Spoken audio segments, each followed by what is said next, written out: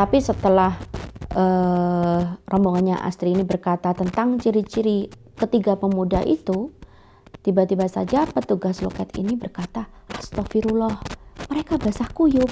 "Iya Pak, mereka basah kuyup."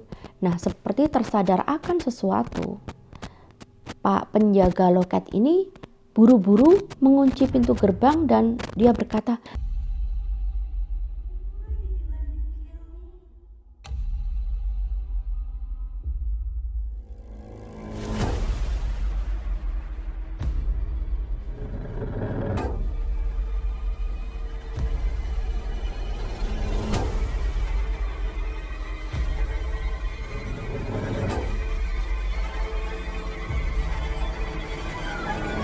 "Halo, Assalamualaikum. Terima kasih sudah singgah di channel ini."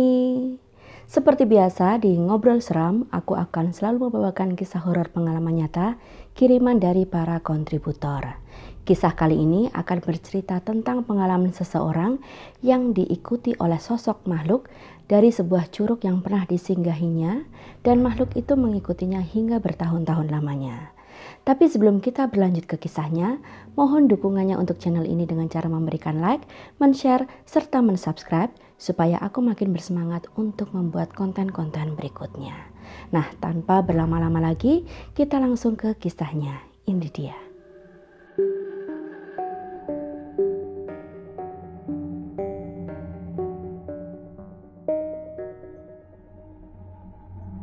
Kisah ini dikirimkan oleh salah seorang kontributor yang kita panggil dengan sebutan Astri yang berdomisili di Kota Bekasi. Jadi pada tahun 2009, Astri ini bekerja di bagian produksi di sebuah pabrik ternama di sebuah kota di daerah Jawa Barat. Nah, di saat bekerja itu, Astri berkenalan dengan seorang gadis yang bernama Lia. Lia ini seorang perantau dari sebuah kota yang terletak di Sumatera. Lama-kelamaan, Astri ini pun menjadi akrab dengan Lia dan bahkan seperti sahabat sendiri, seperti saudara. Pada suatu ketika, Astri ini mengobrol dengan kekasihnya yang bernama Doni dan mereka bertekad untuk menjodohkan Lia ini dengan salah seorang teman Doni yang bernama Ferry supaya mereka cocok dan akhirnya akan menjadi sepasang kekasih. Nah, karena si Lia ini setuju untuk bertemu dengan Ferry, akhirnya mereka pun berdua bertemu dan akhirnya saling cocok, menjalin pertemanan, menjalin persahabatan, dan 2 bulan kemudian mereka pun resmi menjadi sepasang kekasih.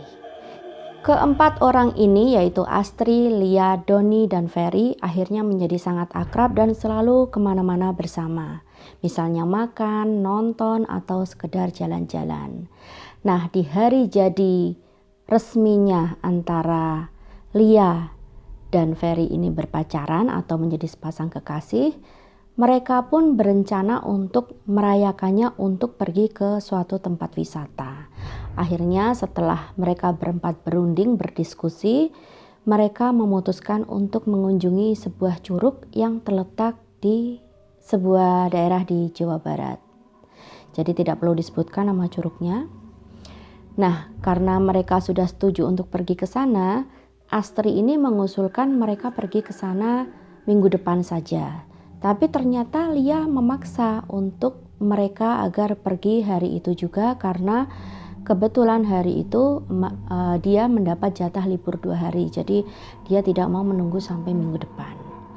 Akhirnya karena Lia ini memaksa dan penasaran untuk melihat curug itu segera, mereka pun apalagi diperkuat dengan setelah bertanya ke tetangga kontrakan mereka ya. Jadi tetangga itu mengatakan bahwa jarak tempuh ke curug itu hanya selama 2 jam dari lokasi tempat mereka sekarang. Jadi bisa dilakukan hari itu juga, dan kebetulan hari itu sekitar pukul 12 atau setengah 1 siang. Jadi mereka pun segera memutuskan untuk berangkat ke curug itu saat itu juga. Pada pukul setengah 1 siang, mereka pun akhirnya meninggalkan lokasi dan menuju ke tempat curug itu. Dengan berboncengan 2 buah sepeda motor, mereka mulai berangkat dan sekitar 1 jam kemudian mereka mulai kebingungan karena ternyata lokasi menuju tempat tersebut banyak sekali percabangan. Akhirnya karena tidak bisa menentukan ke arah mana mereka harus melanjutkan perjalanan, mereka pun bertanya ke seorang pedagang asongan. Jadi mereka bertanya, "Pak, arah ke Curug X ini lewat mana ya Pak ya?" Lalu pedagang asongan itu menunjukkan, "Oh, ke sana Mbak, ke sana Mas. Hati-hati, jalannya licin." Jadi ternyata dari tempat itu, dari tempat mereka bertanya ke pedagang asongan itu, mereka harus memasuki sebuah perkampungan, kampung yang masih tradisional, dan bahkan jalan utama di kampung itu berupa bebatuan. Jadi saat itu sangat licin bebatuannya, mungkin di saat itu musim penghujan ya, dan tidak begitu terkena panas. Jadi mereka harus berhati-hati dalam mengemudikan sepeda motor mereka agar tidak tergelincir. Akhirnya setelah setengah jam menempuh jalan berbatu-batu itu, mereka pun sampai di sebuah area parkir yang dikhususkan bagi pengunjung yang akan mengunjungi curug itu. Akhirnya mereka pun meninggalkan 2 buah sepeda motor itu di sana dan melanjutkan perjalanan dengan berjalan kaki. Mereka menembus area hutan, menembus area ladang, perkebunan, pepohonan, dan sama sekali tidak ada pengunjung lain yang berbarengan dengan mereka menuju ke sana atau bersimpangan dengan mereka dari arah sebaliknya. Jadi mereka hanya berempat saja ke sana, dan beberapa kali mereka tersesat hingga akhirnya perjalanan yang diperkirakan sekitar 2 jam itu tadi mereka sudah sampai di curug tersebut, ternyata sampai molor karena tersesat itu tadi ya. Dan saat mereka masuk ke pintu gerbang curug itu, waktu sudah menunjukkan pukul 4 sore. Jadi yang sedianya mereka harusnya sampai sekitar pukul setengah 3 atau jam 3 sore, ternyata baru jam 4 sore mereka tiba di lokasi curug itu. Nah, saat mereka masuk ke sana, barulah mereka bersimpangan dengan pengunjung lain, yaitu beberapa orang pemuda yang basah kuyup. Jadi pemuda ini baru kembali dari berenang atau bermain air di curug tersebut, dan mereka pun menyapa para pemuda-pemuda ini. Dari kejauhan gemericik air dari curug itu mulai terdengar dan membuat mereka makin bersemangat. Akhirnya mereka pun mempercepat langkah, dan sesampainya di tanjakan, Astri ini berlari atau berjalan cepat untuk menaiki tanjakan dan mendahului teman-temannya.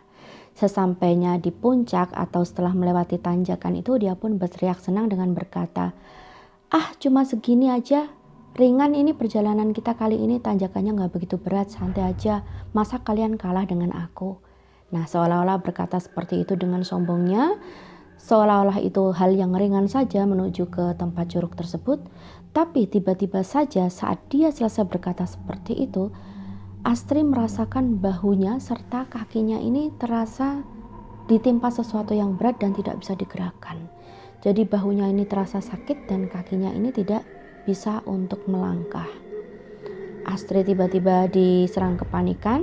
Dia pun berteriak minta tolong kepada kekasihnya dan teman-temannya yang masih berada di bawah.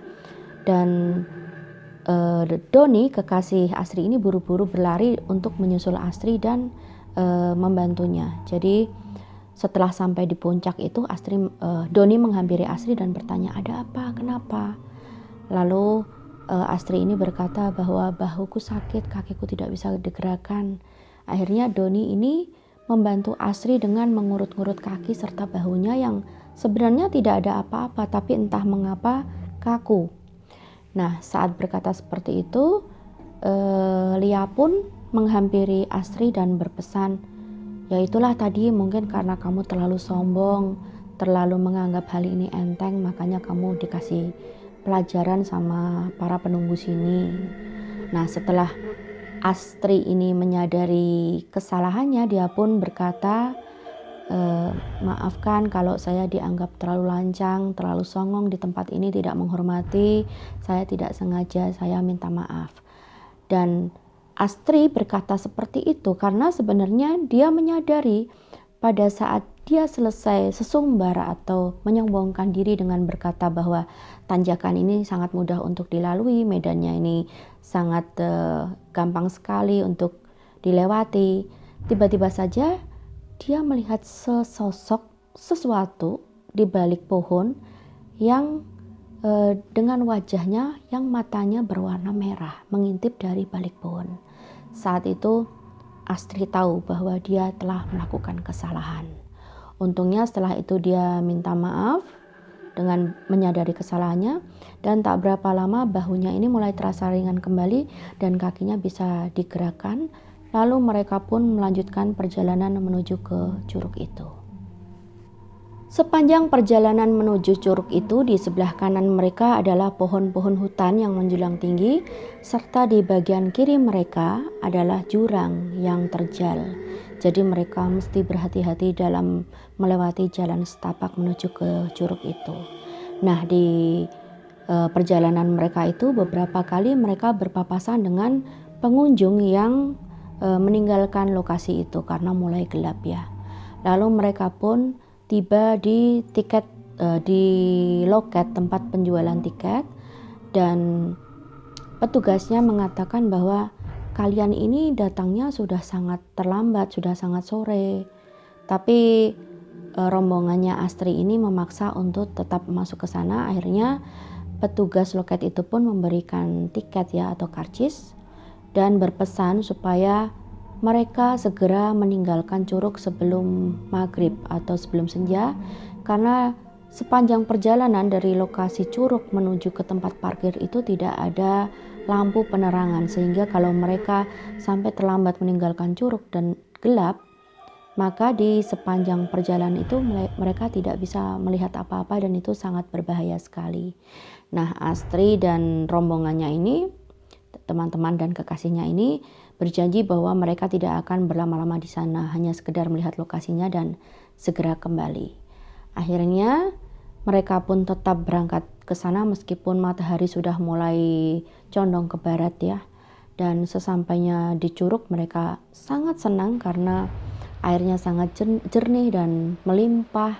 Saat itu mereka ingin menceburkan diri bermain-main di curug, tapi ternyata mereka menyadari bahwa pakaian ganti mereka tertinggal di lokasi parkir.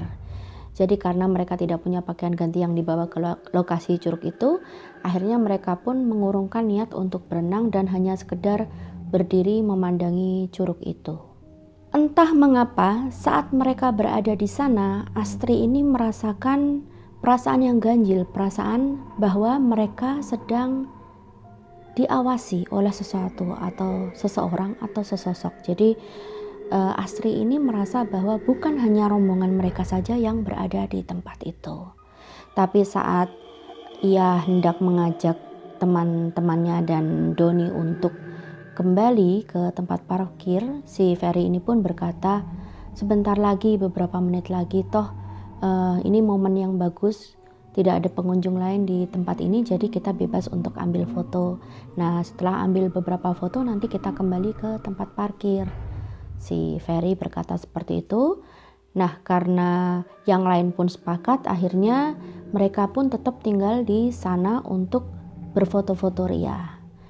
Nah, tak lama kemudian saat mereka hendak turun atau kembali ke lokasi parkir, tiba-tiba ada 3 orang pemuda yang menuju ke curug itu. Mereka pun agak sedikit heran karena ini sudah hampir petang, sudah mulai gelap di sekitar mereka, tapi mengapa justru ketiga pemuda ini malah baru datang. Tapi menurut dugaan Astri, mungkin saja pemuda-pemuda ini orang lokal, yaitu mungkin penduduk asli atau warga di sekitar kampung tempat curug itu berada. Akhirnya pemuda-pemuda itu melewati mereka dan tanpa basa-basi mereka pun ketiga orang pemuda itu menceburkan diri ke curug itu dan mereka bermain-main air. Tapi saat Astri ini menatap mereka atau mengamati ketiga pemuda itu yang datangnya bersamaan, seolah mereka ini seperti teman atau sahabat ya, tapi ternyata di curug itu mereka sama sekali tidak mengobrol satu sama lain. Tapi karena saat itu Doni, Lia, dan Ferry mengajak Astri untuk segera kembali, akhirnya mereka pun berkemas-kemas mempersiapkan diri untuk kembali ke tempat parkir serta membawa sampah tempat makanan ringan mereka. Akhirnya mereka pun berpamitan kepada ketiga pemuda itu. Lalu mereka pun menyapa, kami duluan ya bang, kami duluan mas ya, gitu. Tapi ternyata saat disapa seperti itu, mereka tidak menjawab, mereka hanya tersenyum. Nah, saat itu Lia ini menggerutu. Lia bilang, kok orang-orang dipamiti baik-baik tapi mereka tidak menjawab. Tapi Astri bilang, ya nggak apa-apa, toh mereka sudah tersenyum menganggukkan kepala, ya sudah. Akhirnya mereka pun kembali ke tempat parkir dalam keadaan yang sudah lumayan gelap. Karena keadaan mulai gelap dan licin, mereka pun sangat berhati-hati saat kembali menuju ke tempat parkir. Mereka saling berpegangan tangan, bergandengan, dan melangkah dengan hati-hati sambil melihat jalan setapak yang mereka lalui. Dan tiba-tiba saja, ketiga orang pemuda yang mereka temui tadi di Curug berjalan mendahului mereka atau melintasi mereka. Nah, saat melintasi mereka, ketiga pemuda ini pun tidak berkata apa-apa dan hanya berjalan sambil memeluk tubuh mereka yang basah kuyup. Jadi seperti ini. Mereka seperti ini. Menggigil kedinginan dengan baju yang basah kuyup. Saat itu Astri dan teman-temannya juga berpikir mereka ini menceburkan diri ke curug tanpa membawa baju ganti dan bahkan tidak membuka baju yang mereka kenakan. Jadi akhirnya mereka basah. Kok sudah tahu tidak bawa baju ganti tapi nekat nyebur. Mereka membatin seperti itu. Lalu saat mereka tetap melanjutkan perjalanan, mereka melihat ketiga orang pemuda itu tadi berhenti di sebuah batu besar. Jadi mereka tidak langsung turun ke bawah atau ke area parkir, tapi memilih untuk berhenti di sebuah batu besar yang berada di pinggir jurang. Dan ketiga pemuda ini duduk di sana sambil tetap menggigil kedinginan seperti ini. Sambil melihat mereka yang melintas pulang itu tadi. Lalu Mbak Astri ini dan teman-temannya berkata satu sama lain, kasihan mereka kalau sampai menggigil kedinginan. Lalu si Doni dan Ferry berkata, iya kasihan. Cobalah nanti kalau mereka sampai ke tempat parkir, aku pinjamin bajuku aja biar mereka pakai daripada basah kuyup seperti itu. Iya, nanti kita bantu, kita pinjamin baju aja. Lalu mereka pun sepakat menunggu ketiga pemuda tadi di tempat parkir. Nah, sesampainya di loket penjagaan, mereka mengembalikan tiket masuk. Jadi tiket masuk itu diberikan saat mereka masuk, tapi harus dikembalikan saat mereka meninggalkan lokasi. Jadi petugas jaganya ini atau petugas loketnya ini akan tahu berapa jumlah pengunjung yang masuk dan berapa yang sudah keluar. Nah, saat mereka sudah menyerahkan semua tiket itu, jadi totalnya 4 tiket ya, diserahkan kembali kepada petugas itu, lalu petugas itu mengunci pintu gerbang besi yang menuju ke curug itu. Astri dan teman-temannya bingung. Lalu mereka pun berkata, loh Pak, kok dikunci, kok digembok? Ini masih ada pengunjung lain di dalam. Mereka belum keluar. Lalu si penjaga loket atau penjaga tiket ini pun bingung. Pengunjung lain? Ini kalian ini pengunjung terakhir. Kalian ini yang masuk terakhir dan kalian ini yang keluar terakhir. Ini betulan ini, begitu kan yang petugas loketnya. Nah, karena Astri dan teman-temannya ini ngotot masih ada pengunjung lain di sana, akhirnya dengan jengkel petugas loket ini pun kembali membuka gerbang dan memeriksa di buku tamu. Jadi dia mengecek mungkin ada tamu yang terlewat atau bagaimana, tapi ternyata setelah dicek berkali-kali dan dihitung jumlah tiket masuknya, ternyata memang menurut catatan tidak ada lagi pengunjung yang berada di area curug tersebut.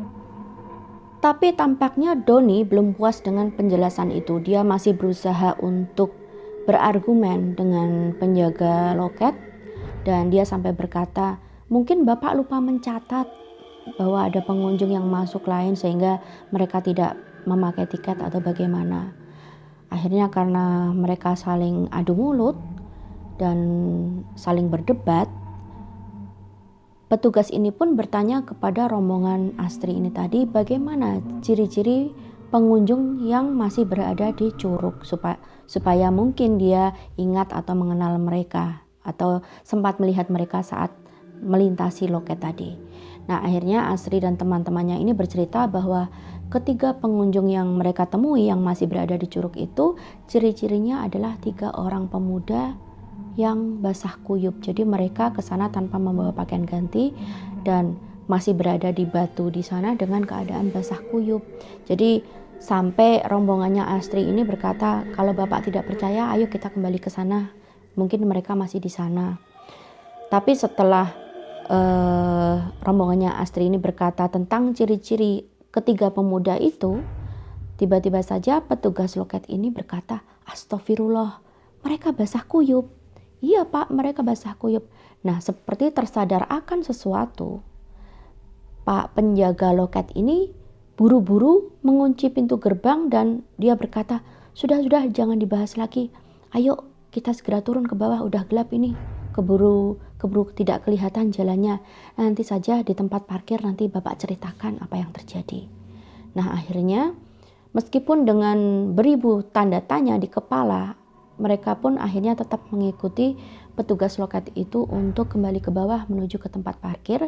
Dan di sana di sebuah warung mereka pun memesan teh hangat, memesan makanan sambil petugas loket itu bercerita kepada mereka tentang siapa ketiga sosok yang basah kuyup itu.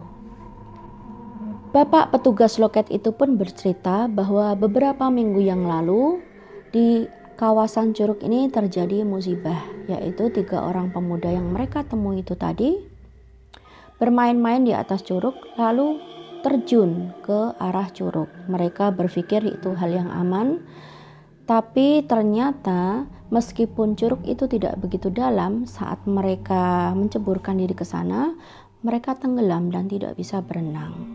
Akhirnya karena menelan banyak air, mereka pun perlahan-lahan tenggelam. Dan saat pertolongan datang, mereka pun dibawa turun ke bawah. Tapi sialnya atau naasnya, ketiga pemuda itu menghembuskan napas terakhir mereka di dekat batu besar.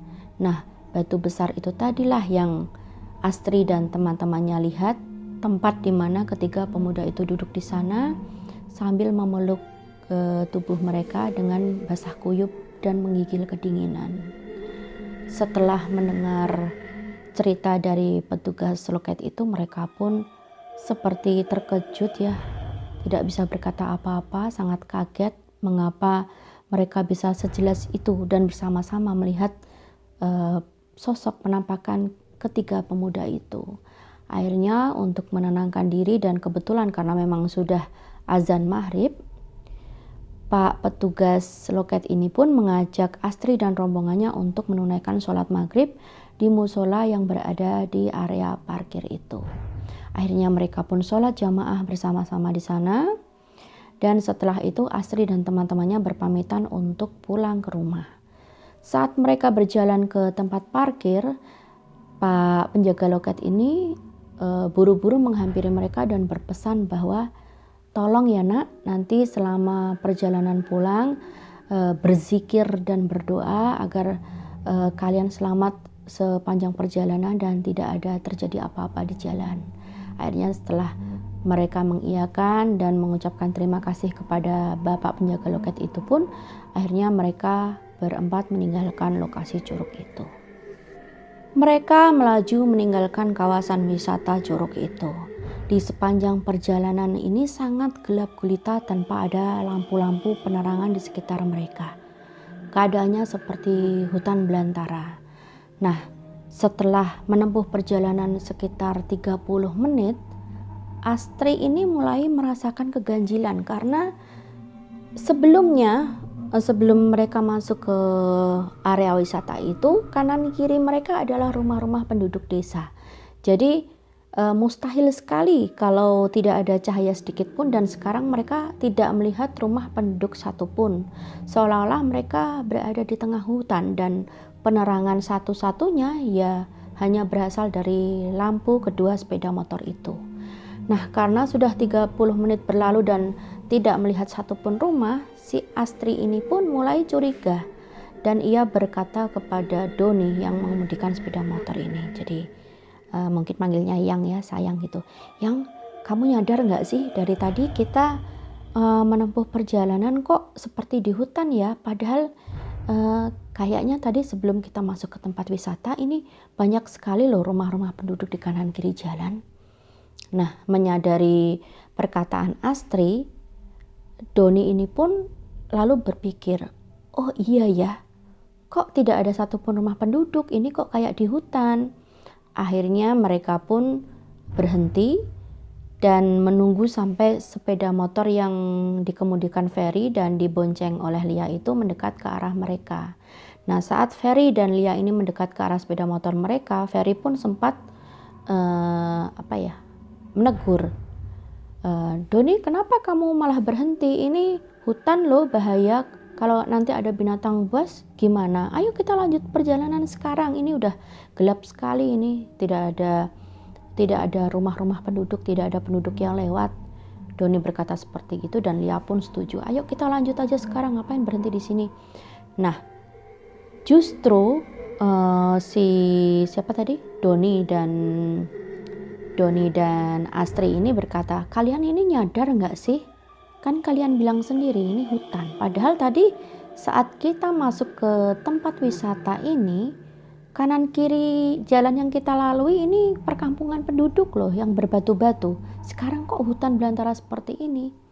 Nah, saat Doni berbicara seperti itu dan Astri juga, langsung saja si Ferry dan Lia ini memperhatikan, oh iya, tadi bukannya kita lewat perkampungan ya, kenapa kok sekarang hutan-hutan seperti ini? Nah, menyadari ada sesuatu hal yang tidak beres, akhirnya mereka pun memutuskan untuk melanjutkan perjalanan dan Doni ini berpesan agar Ferry dan Lia tetap berada di belakangnya dan jangan segan berteriak apabila terjadi sesuatu kepada mereka supaya dia bisa mendengar keadaan mereka. Nah, akhirnya mereka pun setuju dan mereka mewanti-wanti satu sama lain untuk tetap berdoa dan berzikir di sepanjang perjalanan. Akhirnya mereka pun melanjutkan perjalanan. Sudah sekitar 1 jam perjalanan, mereka melintasi hutan tersebut dan mereka belum juga melihat satupun rumah penduduk ataupun perkampungan. Mereka mulai panik, apalagi ketika melihat indikator bensin ini sudah menunjukkan ke jarum yang berangka merah. Jadi Astri dan Lia ini mulai ketakutan dan panik ya, karena bagaimana kalau misalnya motor mereka mogok di sana, tidak bisa melanjutkan perjalanan, sementara ini jauh dari rumah penduduk. Tapi Doni menguatkan dan tetap berkata, pokoknya doa, zikir, doa terus, zikir. Pokoknya kita jangan menyerah. Nah, tiba-tiba saja di tengah keputusasaan mereka melihat ada cahaya gelap-gelip dan ternyata itu adalah perumahan warga. Jadi pemukiman. Dan dengan senang mereka pun segera menuju ke sana dan ternyata mereka menemukan sebuah warung yang menjual bensin eceran. Kebetulan ada di situ. Akhirnya mereka pun berhenti di sana dan kedua motor mereka, yaitu motornya Ferry dan Doni, itu sama-sama hampir kehabisan bensin. Akhirnya mereka membeli bensin di sana dan pemilik warung ini seorang bapak-bapak yang berpakaian koko, baju koko itu seolah hendak pergi sholat. Jadi sebetulnya saat mereka menuju ke warung itu, si bapak ini hendak menutup warungnya. Tapi karena mereka membutuhkan bensin, akhirnya pemilik warung pun urung menutup tokonya dan memilih melayani mereka dulu, karena selain membeli bensin, mereka juga membeli makanan dan minuman. untuk melepaskan dahaga. Sambil mereka minum di sana, Pak pemilik warung ini pun bertanya kepada rombongan Astri, "Kalian ini dari mana? Malam-malam kok lewat sini, kok masih di sini?"